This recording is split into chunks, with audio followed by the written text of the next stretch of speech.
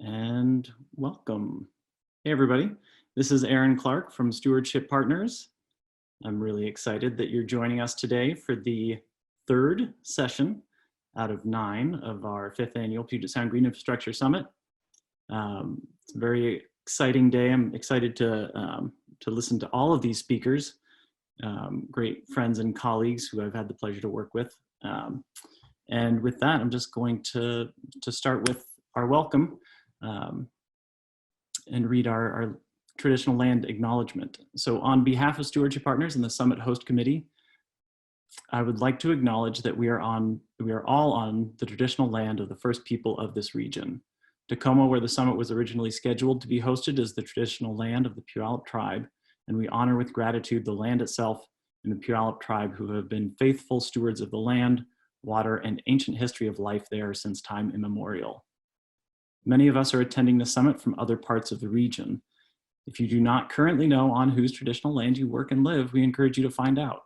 Please take a moment to acknowledge with gratitude the land where you are and its first people. There's a few links here, and happy to help guide people to more. I also want to make sure and thank our sponsors. This Green Infrastructure Summit has faced a blizzard, it's faced a plague. We would not be able to do this without the generosity of these amazing groups.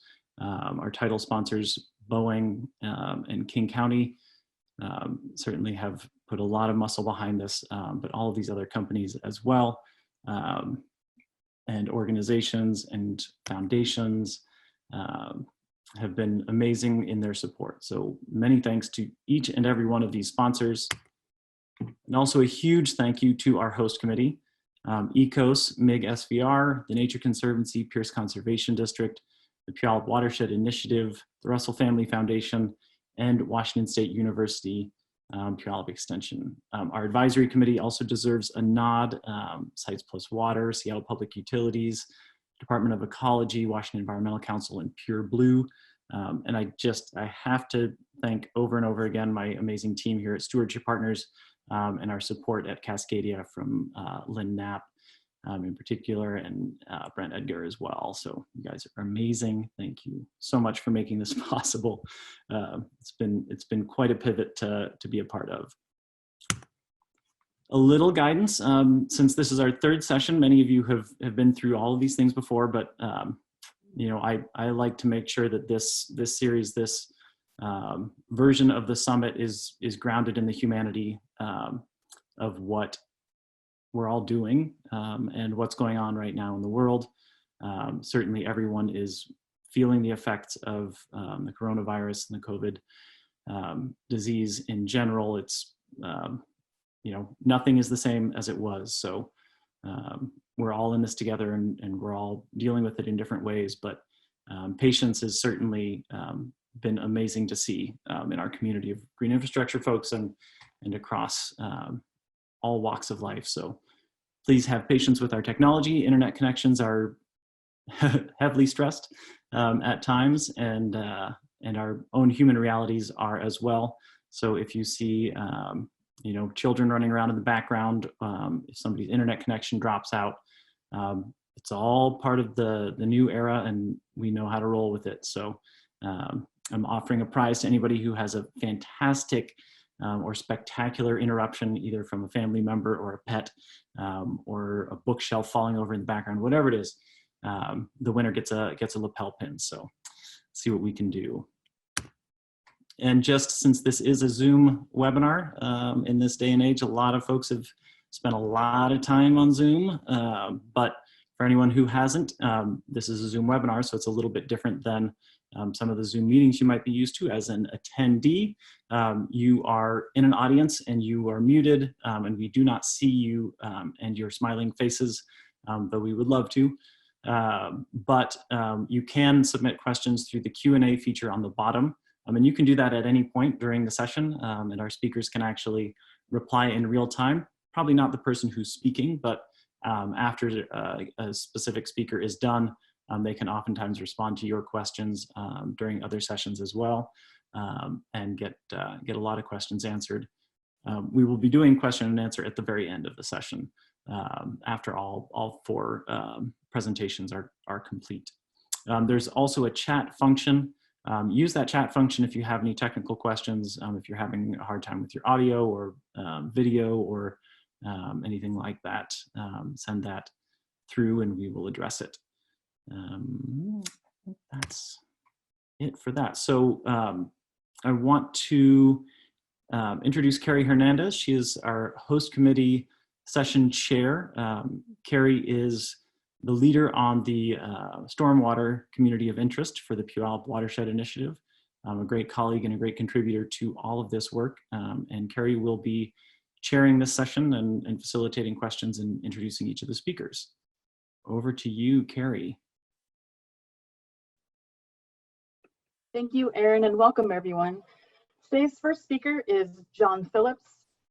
John began working for Parametrix in 2019, where he is the Director of Integrated Watershed Management, an approach to natural resources and infrastructure development in watershed planning, management, restoration, and climate change adaptation.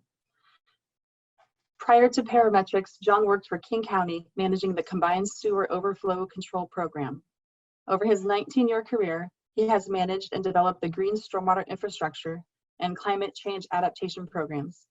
His climate work has been referenced in both the IPCC and National Climate Assessment reports. He is past president of the Pacific Northwest Clean Water Association. John? Thank you, Carrie. Today, I'm here to talk about the 2020 National Stormwater Symposium and some interesting things that have happened since I wrote my abstract and got it accepted for this conference. One of the things that was interesting is that the actual symposium was canceled 5 days before the symposium was supposed to take place. And I was named co-chair about 2019, about October of 2019, I was the co-chair along with Leslie Schell from Cincinnati Municipal Sewer District. And just so everybody knows, my slides aren't advancing quite yet. But anyway, I'll be able to make it up as we go. And to give you a quick overview is, there's an overview slide that should be popping up soon that says, the conference was canceled in Cincinnati. So I had this option to make. Should I just cancel my presentation to the GSI Summit or should I continue? And I thought, well, you know, it's about communication and this was a real good trick in communication.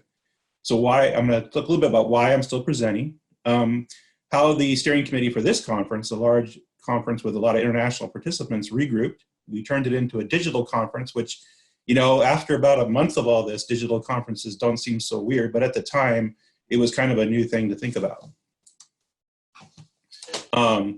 So John, you should be able to click on the screen and then use your arrows to advance. Let me know if that's not working. Okay, I'm just gonna advance my slides now, see if it works. Yay. Okay, so what about the cancellation?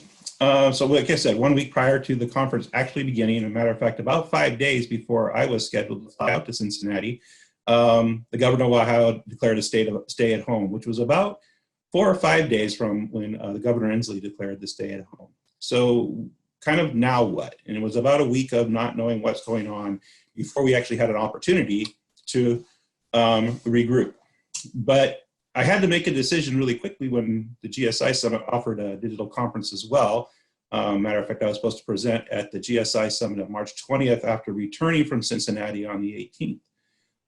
But I thought, you know, it's really interesting to present about a conference where there were 7 presentations from outside North America, 1 from Mexico, and all very interesting presentations on how other countries were soliciting and doing green stormwater infrastructure. So shoot, should I still present? This conference went digital, like I said, in about a month. And I think there's some really great observations of what that kind of means to communication and what it means to our industry. We did hold a large steering committee meeting, actually the day the conference was supposed to start.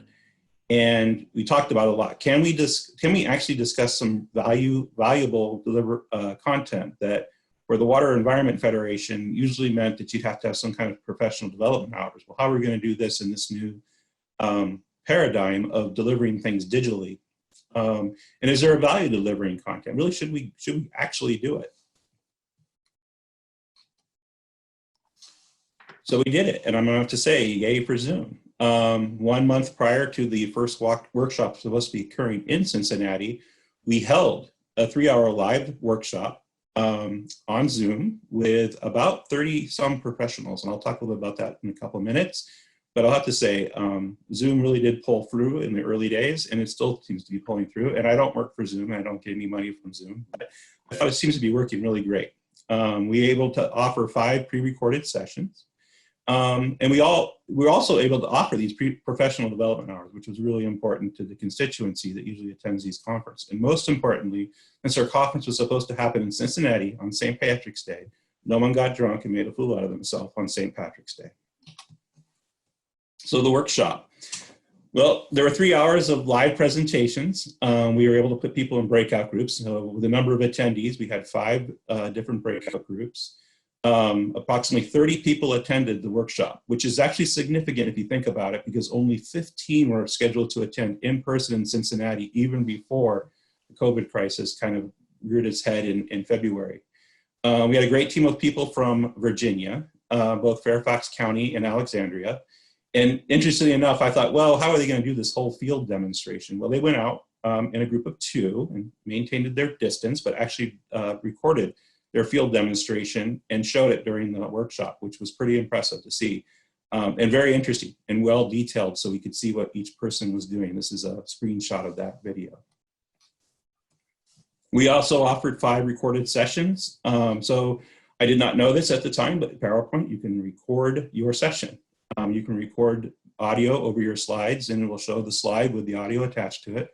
Maybe I'm old-fashioned, but I didn't know you could do that. It worked really well. I recorded a session where I was doing what Carrie was doing, which was facilitating it, reading bios for each person that was speaking. I thought it was kind of fun. And even the on-demand kind of content that was offered was able to offer some training credits and still allow it to deliver some great content. And in that, it included quizzes. And why not? Why should only the kids be going to school electronically? We could all go to school electronically at this point. One of the presentations was from Melbourne, Australia, who actually didn't record it. So it actually isn't available, but I was lucky enough to have a copy of the slideshow. So I took a little screenshot and showed you what was kind of some of the content that was coming up. Large green infrastructure installation in Melbourne, Australia, in an area that frequently flooded. And not only did it flood, but it also had contaminated land. Does that sound kind of familiar to situations we have here in Seattle? So a little reflection back on kind of this last 2 months of kind of delivering digital content. And as we're sitting here in a digital conference, I should say digital conferences are a great idea. I wouldn't have it any other way at this point. I think we'll be living this way for a long time. I see at least this year. Sorry if I disappointed you in that. But I think this is a great way to still maintain that. What are we doing? I also think there's a bit of equity being learned. Like I said, 15 people being able to go to Cincinnati and watch a workshop, when you ended up with twice that many people signing in and paying for the workshop and getting some really good content delivered. I think there's a meaningful way to deliver it, and it's not just kind of this PowerPoint and talking head on a screen with some bad lighting behind them, but it could be a little bit different. I think what we're missing, though, is the interaction. And I know Aaron had mentioned that a few times as he was talking about this, and a lot of us have talked about this. How do you have that social interaction that we're all used to when we come to these conferences and watch these great presentations and be able to actually interact with speakers and people that have other ideas? And are we losing that kind of group think and idea generation by not having that momentarily time to chat? And how do we replace that interaction? Because I do think it's important. There's the chat function in Zoom, which looks like it's pretty active right now. Probably all saying, who is this guy and why is he talking so fast? Because I can't see anybody to see if anybody's fallen asleep yet. But with that, I really do think there's an opportunity here. And I think it does actually bring a little bit more equity to the conference routine of the travel costs, which most people sometimes had a hard time bearing, the travel costs of some of these great conferences. And in the future, I can see, at least if I'm on a steering committee and working with other conferences, that this would be something to deliver almost as a benefit or a co-benefit of signing up for a conference, is actually get some digital content delivered prior to the conference, during the conference, or after the conference. So with that, I want to thank everybody. I kept it short. Most of my content was gone for this presentation because it didn't happen. But to let you know that there is some digital program available at Water Environment Federation. It's just wef.org. There's a digital programming. They have multiple conferences now they've digitized. You can still sign up and watch the workshop if you'd like to, and some 5 great technical sessions for the Stormwater Symposium and other conferences too. And for that, thank you very much, and I'll turn it back over to Carrie.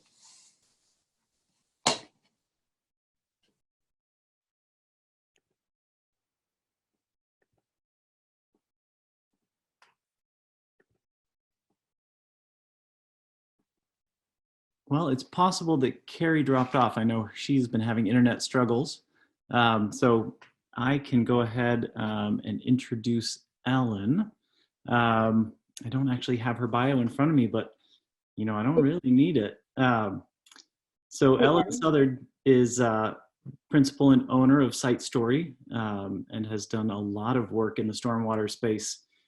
She's certainly one of my own mentors and heroes in green infrastructure, having really built the entire Salmon Safe Urban program that now has been making waves throughout the region. And yeah, I would go on and on if I'm not careful. So with that, I will hand screen control over to Allan and take it away.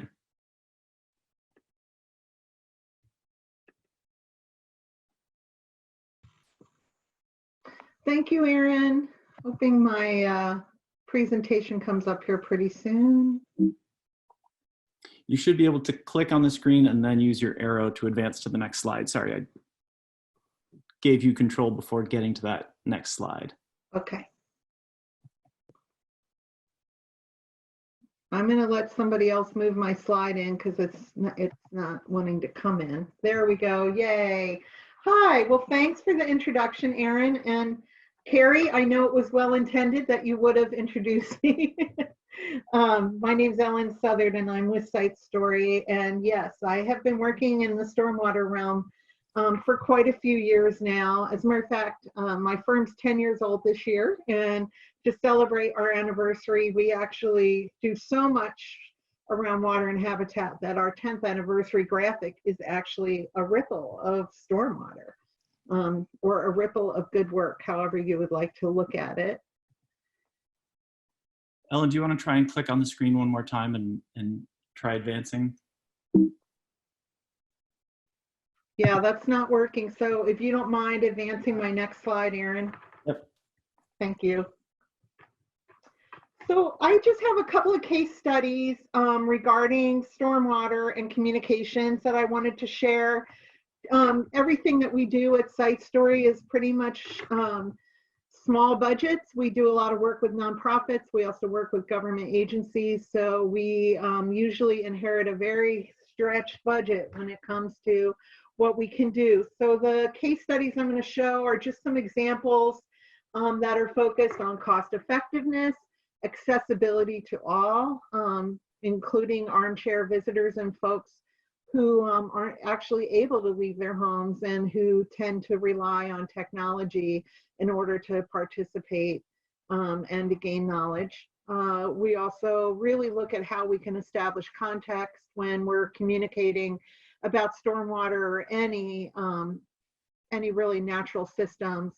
We really look at how we can relate to diverse audiences and looking at material that's presented oftentimes 4th grade level, which is the typical level in which you'd present information to the public. And then everything we do is focused on using eco-friendly materials. So whether it's print products or exhibits, or even when we're doing temporary installations, right down to recycled paint and eco-friendly paint, we find a way to incorporate the environment or make the environment a priority in everything we do. Next slide. So just want to talk a little bit. There's been a lot of work done around communicating about the Aurora Bridge But first and foremost, we felt strongly in order to drive the message around the work that we've been doing around the Aurora Bridge or the Green Bridges projects in general was, really thinking about how do we get people to respond to this information and understand the sense of urgency around stormwater. A picture says 1,000 words, so this picture has been circulated quite a bit, but it does tell the story. That water is really, really dirty. And again, putting information in context. So when we looked at sharing data on the Aurora Bridge, we looked at data also from the 520 bridge, which helped inspire that project, as well as looking at other polluted runoff in other parts of the country in order to convey, again, that sense of urgency. Next slide. So one of the really cost-effective things that we did through the course of this work on the Aurora Bridge was hosting a tweet storm during storm season. So again, around November 1st, at a time where salmon are spawning, and at a time where we're getting some heavy flushes of pollution into Puget Sound. This is Hannah Kett. Aaron was also part of that. My sister was part of that.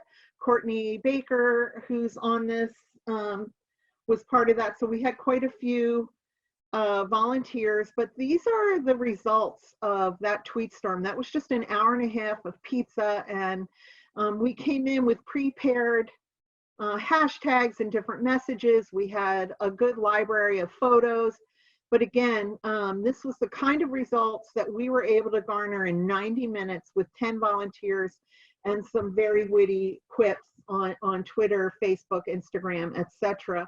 Now, these numbers grew exponentially over the course of the week that followed, but this again, in the first 90 minutes, this was the kind of response we got.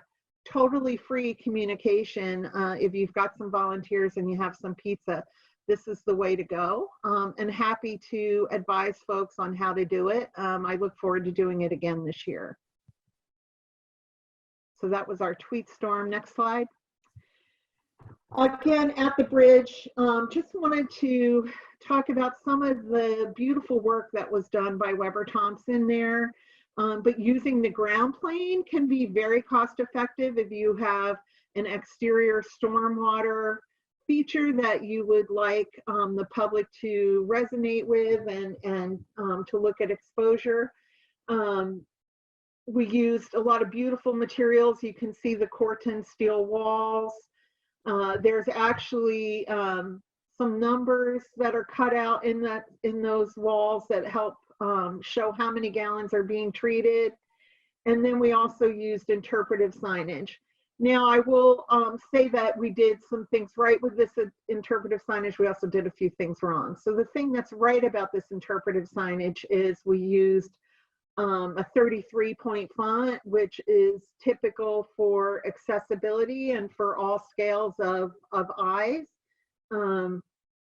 And it is at an angle, so and at the low point of the bioswale, so it is wheelchair accessible. I will say we would have liked more graphic imagery on that and maybe a larger scale size. So with the next phase of the work being done at the bridge, we'll be re-examining how we do things there, which it's almost done. Next slide. So like I said, we would like to use more imagery. The new signage will have a little bit more imagery and a little bit less content. And one of the things I'm really excited about is the relationship, telling the story between stormwater and salmon. So as you saw in that previous slide, we've got these Corten steel walls, and those walls will have the various varieties of salmon cut into the steel.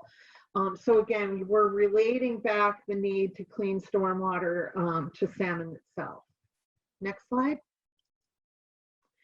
This is a piece of art, that site story design that's not installed yet, but hopefully will be in the course of this year. It's very large scale. And the reason that it's at that scale is to demonstrate some of the height that the floods have made in this area. So this is going to be out in Carnation. This was designed to show each line is a different flood and storm, and each line is also in the context of history. So the lower levels are pre-development, and as you get to the upper colors, it tells the story of different occupations of the land. Again, from indigenous people to pioneers to dairy farmers, and to what's happening in the Snohomish Valley now. Next slide. So we did an interior exhibit with Seattle Architectural Foundation. Early on, we developed a color palette that would help with wayfinding, which can be really important. The use of color for messaging, both in terms of key issues and ideas. And in this case, each habitat had its own color. Clearly the blue was representing stormwater and projects that were water friendly. Next slide. And again, putting it into context, using historical timeline to really discuss how stormwater and water bodies have been impacted in Puget Sound based on the period of time and history that it's in. So really simple thing to do. This entire wall, including purchasing stock photography and getting photography donated, was under $1,000. So, and that's a huge wall. It was a 30-foot wall, all printed on recycled paper. And we used pins to install it, so we weren't even using any kind of toxic adhesives to get it on the wall. But just something to think about. Folks do, look at natural systems and history together. Both of these last two projects are really identifying how development and the exponential growth of the Pacific Northwest has impacted stormwater and impacted our natural resources. Next. And then again, this is the same exhibit. This is actually a color banner that we were able to do. We weren't able to do color in every place, but again, keeping in context how development can impact and infringe on certain species and our natural systems. Next slide, please. This is a interpretive sign done by Salmon Safe. I contributed to content and helped with the design. This one is really important. It looks like a lot of words on a slide, but it's actually not, because it's a very, very large interpretive panel. And in this case, infographics are important, not only to, again, identify the industrial uses and the history of the site, from natural systems to cleanup. But the other thing that's important where iconography is concerned is really how can we communicate in multiple languages when you don't have a budget that allows you to develop your content in multiple language. Ideally, we would start to see interpretive signage at the very least, including Spanish, since it's the second largest language in our country, but we're not there yet in terms of budget. So I would encourage folks, when you're thinking about your audience, think about using graphic icons as much as possible to help convey the message to multiple language bases. Next.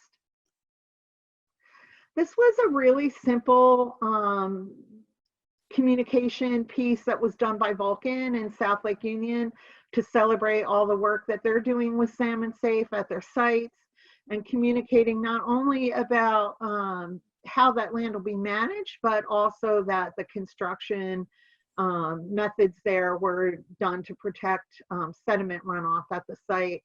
This is a campaign that's run through South Lake Union. It's still up many of you probably saw it when you were on Westlake along, you know, running along the Google campus development. I think one of the things that was exciting about this is, again, accessible from the car, easy to read, easy messaging, simple infographics to develop the message and to drive home the importance. We believe that this was probably, given the rate of traffic in and around South Lake Union, we think this campaign was likely seen by about 30% of King County's population. So location, we were really lucky to have a client like Vulcan wanting to communicate this work. Next slide. So, and again, infographics. Now, this is not a stormwater project. This was a project I did with FEMA and the city of Seattle. And again, maybe more words than what I would have liked as a designer, but it was very important to the engineers that were involved with the project that we were explicit. But the importance of this was we did 6 panels so that it could be made into a 6-page brochure or a 6-panel poster. And the point being is we had to deliver information about earthquake safety and historic structures in 9 languages in the Rainier Valley. And so in the end, infographics was what we chose. Now, the city of Seattle ended up not running this campaign, but FEMA actually donated it to the city of Portland. So this is the actual city of Portland's earthquake preparedness campaign that they're running now. And again, really focused on how can we get as many people from as many language backgrounds as possible to understand the risks that they have. And the same can be done with stormwater. Next slide. And this one's unique. One of the things I wanted to show was scale. These interpretive signs are 8 feet tall, so we can share a lot of information and they can be seen from long distances. The entire thing is 100% recycled highway signs, so we're using the back of the signs. So the front of the signs are actually become the back, and if you're traveling down the trail, they create some visual interest. What was important about this project, again, was for us was recycled materials. We also have a QR tag. What you can't see very well because it's clear is there's Braille interpretive on here, Braille plaques as well. We feel pretty strongly wherever possible to use Braille. Blind people do use trails accompanied by others. Providing a tactile experience for them was important. Our website was not user-friendly for blind people other than the narration. But we feel it's really important when we talk about accessibility that we are talking about accessibility to all people. And then on the right is the history of the barn. All of that was done in recycled vinyl. So not including design fees, but the signage itself and the vinyl barn quilt, we were able to fabricate all of this for under $5,000. And you get a pretty big bang for the buck using recycled materials. And very important project for me because we were able to celebrate the Nakashima family. They left that farm during the internment period and sold their land for 10 cents on the dollar. We were actually able to bring that entire family back to the site. But again, really telling the story of human occupancy, natural history, and human history in a very creative and cost-effective way. So that's it if folks have questions, but really my ideas here were to help light a fire a little bit in terms of being able to do a lot with a small budget. Thank you, Ellen. And just a reminder for our participants, at the bottom of your screen, there's a Q&A icon. If you click on that, you can ask your questions during any of our speakers' presentations. We'll be doing a Q&A at the very end to address all of these questions at one time. The speakers are free to answer your questions when they're finished also. Okay, our next speakers are Kett and Courtney Baxter. Kett is the Puget Sound City's program manager with the Nature Conservancy, where she collaborates with communities to increase access to nature in cities to address stormwater pollution and community health priorities. Throughout her career, she has worked to build collaborative and equitable partnerships, implement community-based and design projects, and effectively engage urban communities from idea to action. Storytelling and communications is a core part of this collaborative work. Courtney Baxter is the Puget Sound Conservation Coordinator for the Nature Conservancy in Washington. She is primarily focused on communicating the benefits of green stormwater infrastructure and a multi-benefit approach to floodplain management. She is an avid photographer and is passionate about the intersection of art and conservation. Hannah and Courtney. Thanks, Carrie. And Courtney is going to control slides, so I'll say next slide if I need it. But thank you so much for having us. We are talking today about a campaign that we ran last summer called Rooted in Puget Sound, being called into action by the trees that inspire us. So next slide. So this campaign, like I mentioned, was occurred in 2019, and it was a social marketing project that was led by the Puget Sound City's team of the Nature Conservancy. This team is really focused on accelerating natural solutions to polluted stormwater runoff that will positively impact the health of Puget Sound and the communities who call the region home. As part of this work, we work with partners on increasing and supporting the health of our urban tree canopy through our Planting Trees for Healthy Communities project. And this campaign is a part of that project.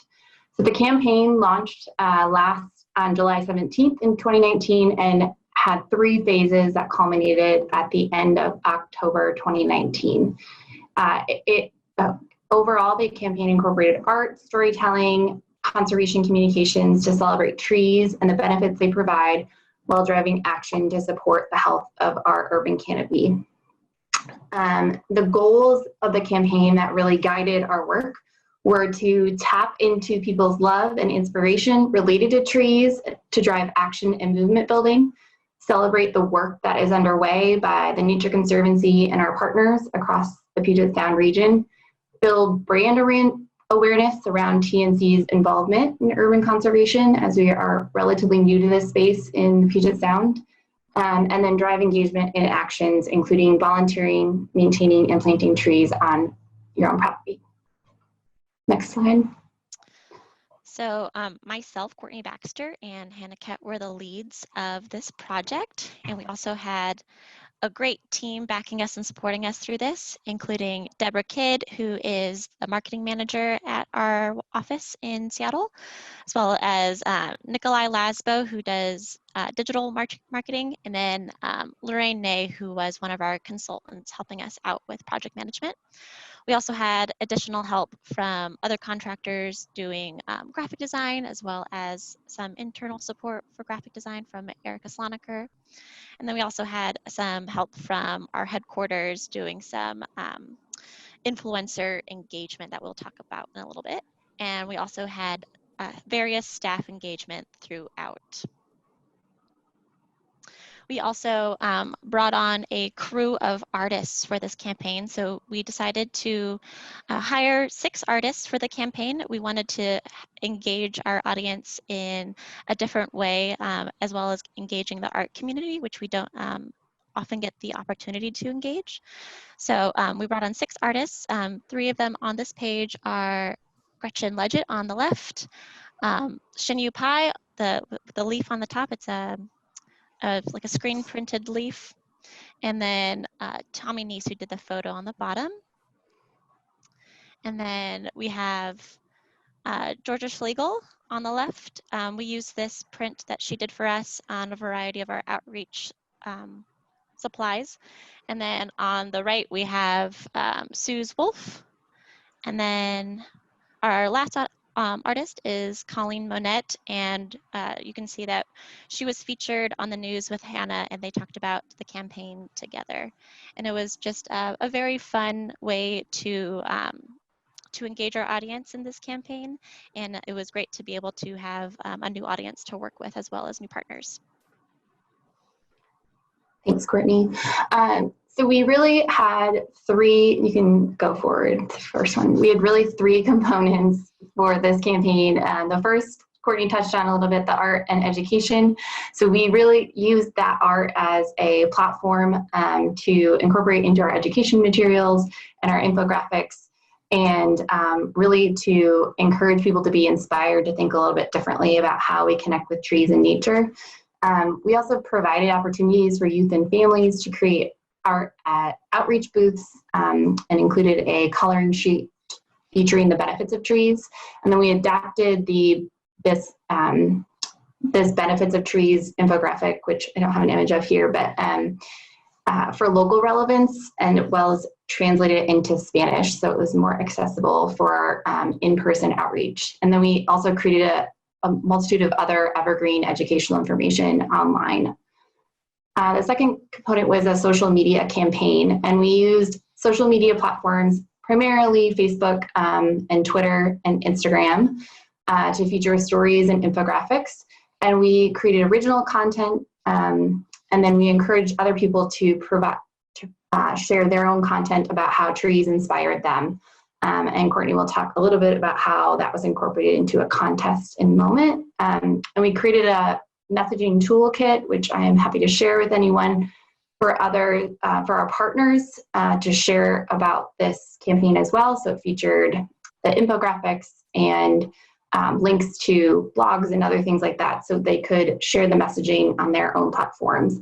And then modeled off of the tweet storm that Allan talked about, we had a treat storm in the middle of the campaign to drive action and engagement with some of our staff and partners as well.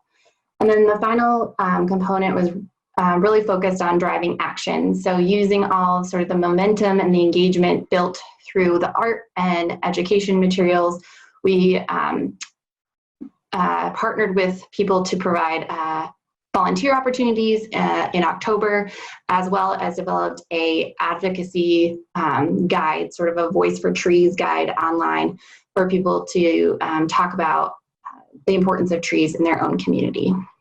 Next slide. Like we mentioned, we did this through both in-person engagement. So we were at local art walks last year, which is a different venue for talking about this work. We participated in community festivals and partner events. And we also had the opportunity to work with our global team, so TNC's global team, to partner with the band Cake to increase exposure of the campaign on their social media platforms, as well as to facilitate a giveaway of tickets for their concert at Marymore last fall. Next slide. And then, as we said, we did a variety of online engagement. Go ahead. So part of the online engagement was a contest that we ran, which ran from mid-July through Labor Day. And we advertised this contest with various ads, both paid and digital ads, on our social media, as well as through various news outlets and whatnot.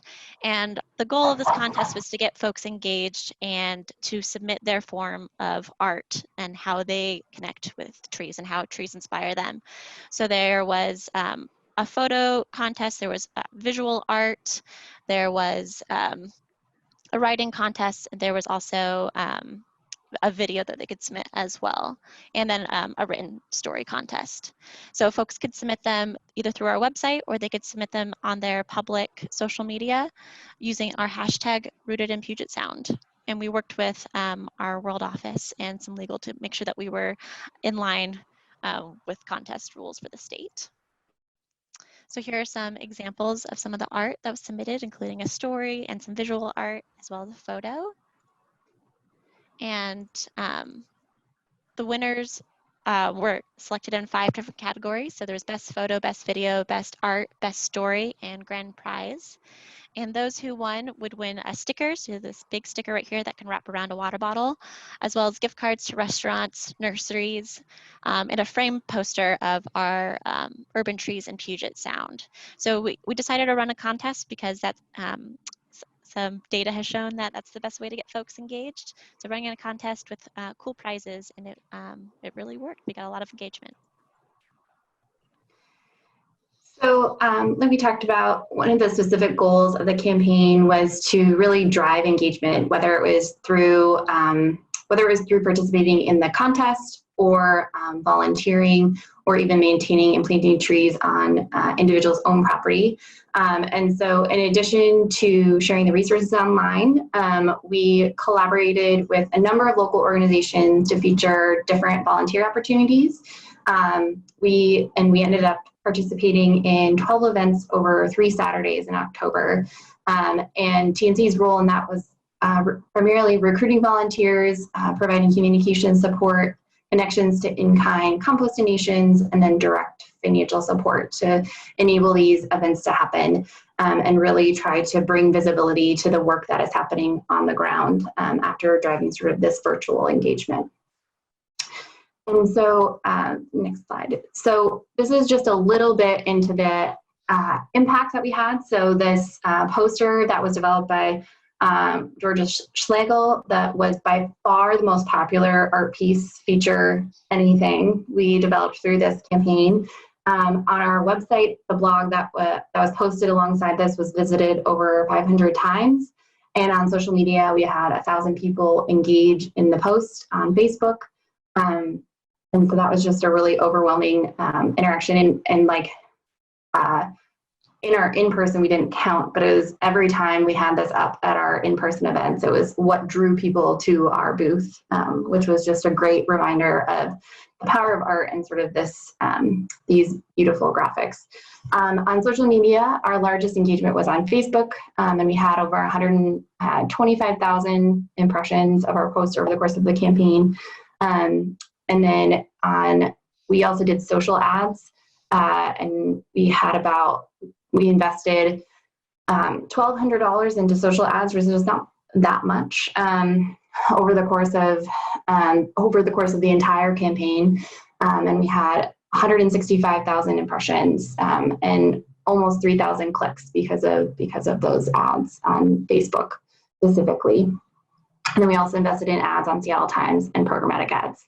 But I will say one of the most the biggest impact for us was the opportunity to work with our partners on this campaign. So we worked with over 40 partners in one way, shape, or form on this campaign, whether it was through events, through the messaging, through storytelling, all these different pieces. And it was just a really great opportunity to build partners and work collaboratively on something that could benefit all of us in sort of creating this messaging material that can be used in the future. So, and I think that is it.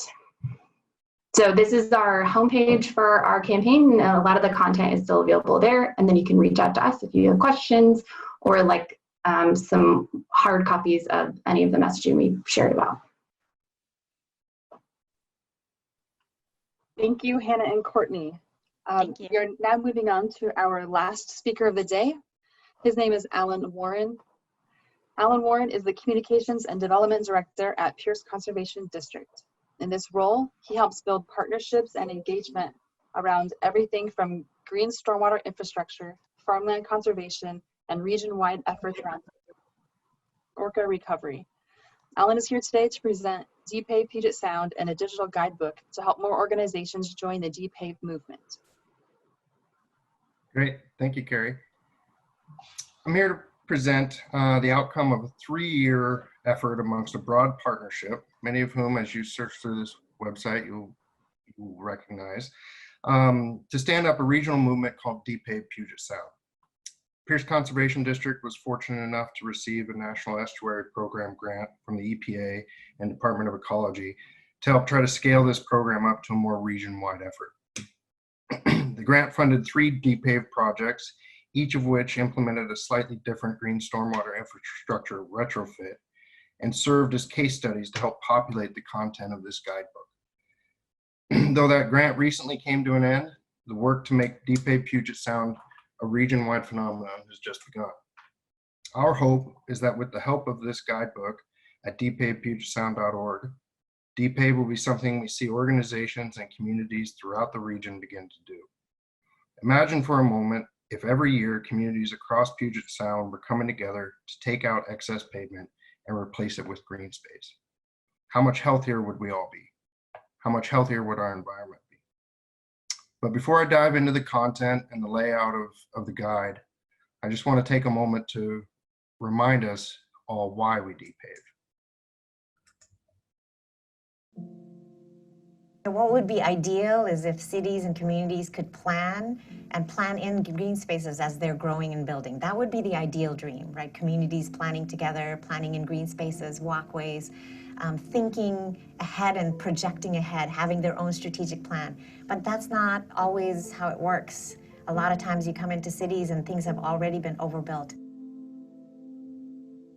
That's why I think Depave is so important, because then you can reclaim places that has been lost. And we share the land, whether we own it or not. So the air, the land, and the spaces that we breathe in, that lack of green space, over time, it affects all of us. To have areas where we can reclaim the earth, I think makes a better community. And that's why I think Depave is so important, that we can look at our cities and our communities overall and say, what green thing, what lush spaces can grow here? What are the possibilities and spaces that are paved and like just forgotten about? What are the possibilities of what it can do? Not just for the immediate community there, but for all of us, because it's part of this entire watershed. It's the salmon, it's the orca, it's the air we breathe, and the green spaces you reclaim. It's pretty amazing.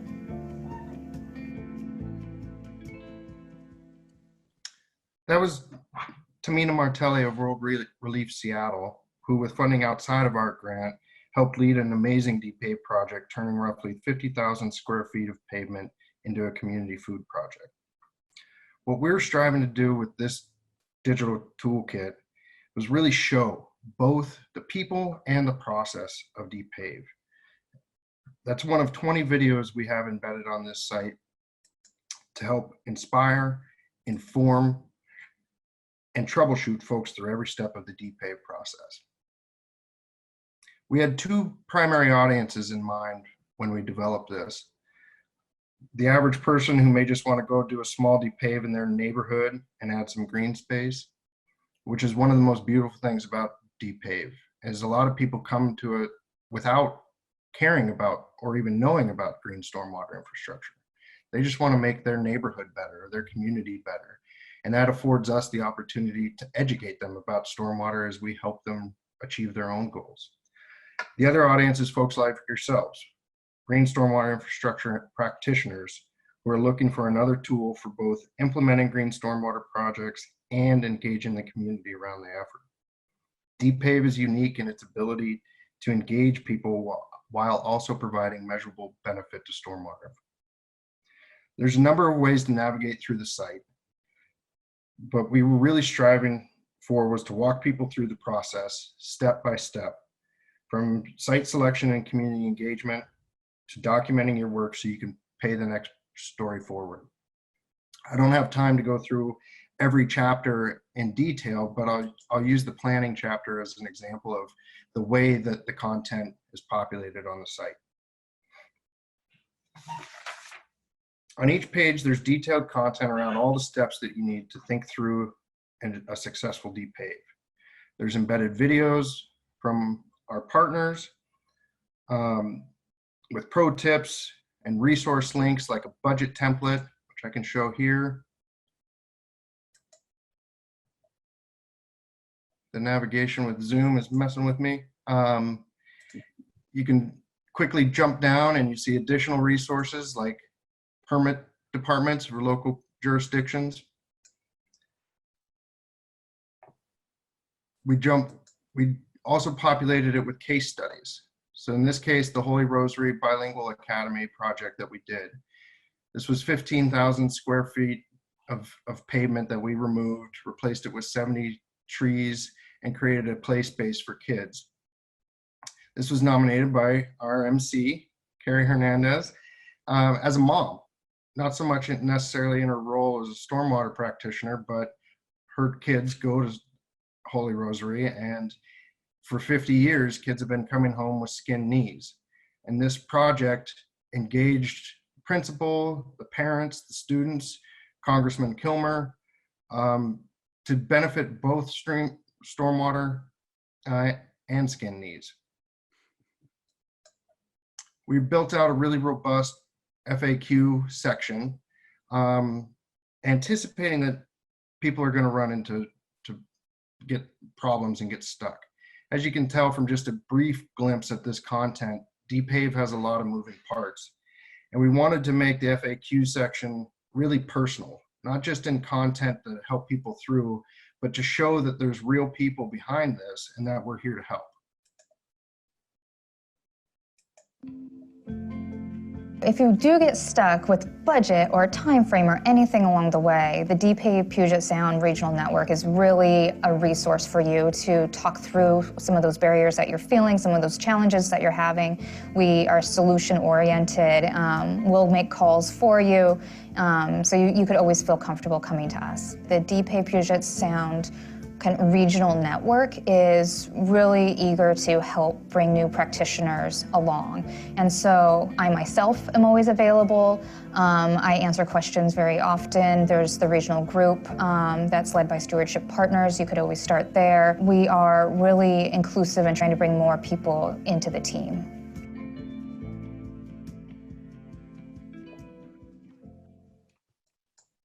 We built out the resources page as well to have, this is where all 20 videos live, but also some downloadable content. You can pull out the budget template like I showed you before. There's sample site designs to think through your own project. There's a flyer that you can fill in and make customized to your own event, and just print that right there to make it easy for others to use. And then finally, for folks out in the field, or if you just happen to be somebody that still likes paper and still likes having something in your hands, we created a PDF version of all the content. So you could download this and print it and have it with you if needed.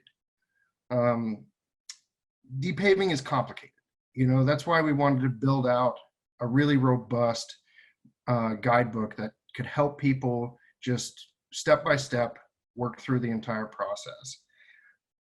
Depave is also really immensely rewarding. And once you get people involved in a Depave project, they become champions for it. They start to see Depave opportunities all around them. I truly believe that Depave Puget Sound is something that can resonate with communities across this region and can be a powerful way to mobilize people around stormwater infrastructure. I hope you do too, and I hope this guidebook can help you start your own Depave projects and programs. If you have questions or anything, please visit depavepugetsound.org. For now, this email address here at the bottom forwards to me, but I'm happy to connect anybody and everybody to the local resources as best I can as well. It's far from built out entirely. So as you have feedback, please share it, and we'll try to get the website updated and continue to make it a tool that everybody can use. Thank you.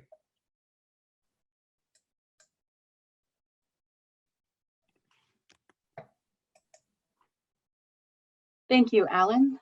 And now we'll take a few minutes to answer some questions that have been posted throughout the presentations. And Ellen, this first one, if you wouldn't mind, I'm going to read it to you. You mentioned budget being a limiting factor for translation. I wonder if there are creative ways budgets can be reallocated to prioritize translation for the people most impacted by environmental degradation. Yeah, that's a great question. And so I'm actually working with Salmon Safe right now on a project in the Duwamish where we intend to deliver as much information as possible in 4 languages. Well, really 6 languages if you count English and Lushootseed, which is the Duwamish language. First of all, we went into that budget knowing that we would need translation and figuring out how to get it. I would say on other projects, if you're in Seattle, the Department of Neighborhoods has a great program. They can bring translators to you at a reasonable rate. But for the most part, it's pretty expensive to do translation when you've got a tiny budget. We've been really lucky.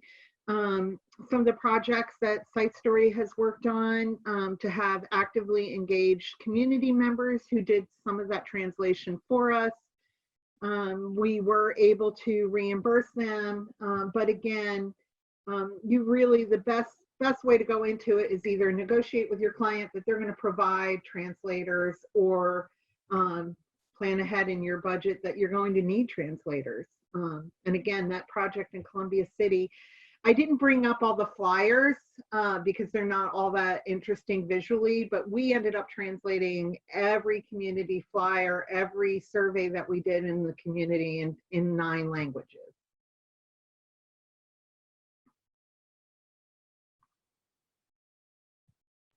Great, thank you, Ellen.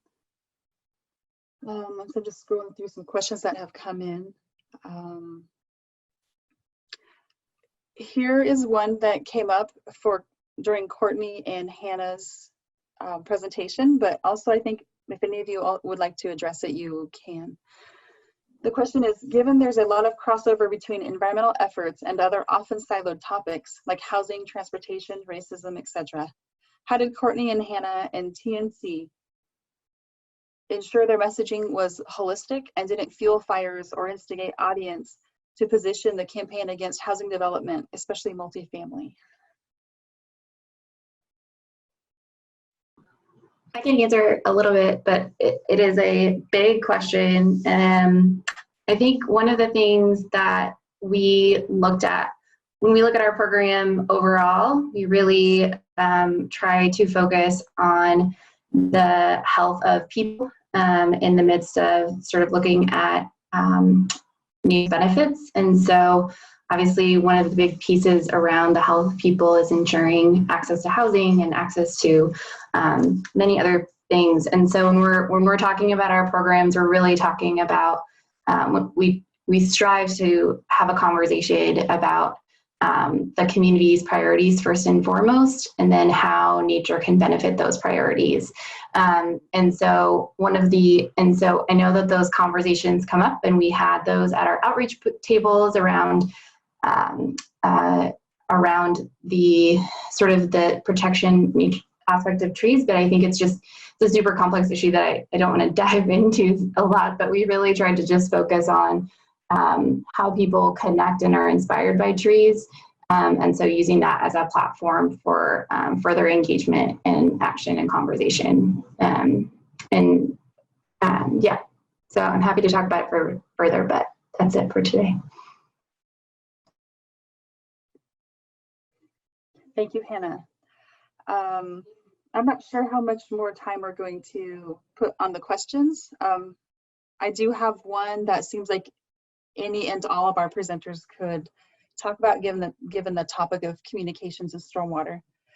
And this question is, how do you think online engagement should be expanded, given that in-person engagement is not possible?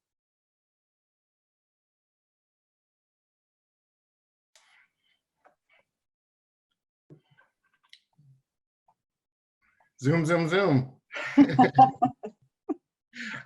You know, at the Pierce Conservation District, what we've done just a ton of is, in addition to thinking about things like this, like with our annual meeting, which we had to postpone and now are probably switching to a virtual form, we've really taken across all of our program teams, start delivering virtual programming. So little tutorial videos that are made at home, things that our staff are doing, or actual virtual workshops where we're inviting the community to participate in Zoom presentations, or just doing little, like, particularly for parents right now who have to be homeschooling, little environmental education activities that we're sharing via made at home videos, just trying to adapt our programming as quickly and as robustly as possible to still get that core message out of here's all the things that people can do at home to benefit their local environments. Great, thanks, Allan. Yeah, Carrie, this is Aaron. I wanted to add on to that too. And we had a question that came in through the chat rather than the Q&A function that, you know, raised that question of in this period of doing more Zoom, more online connection and interaction, how important it is to also recognize that, you know, access is an issue. That there, you know, I think John brought up a great point that, you know, for a big conference, it actually made it more equitable. It was more accessible for people to attend that conference. More people were able to go that otherwise could not have. And there are certainly environmental benefits that go with virtual attendance and all of that. But we have to make sure that we're not elevating that gain against who it is that's being left out because of access to internet, access to electronics, and the digital landscape. There is certainly still quite a bit of inequity there. And I think that's, you know, the whole theme of this year's summit is intersectionalities as green infrastructure grows.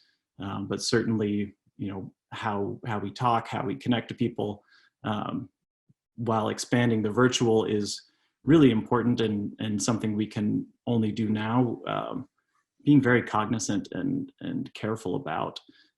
Recognizing the limitations that has and the potential it still has to exacerbate some inequities is something that we're all going to keep having to grapple with and keep talking about.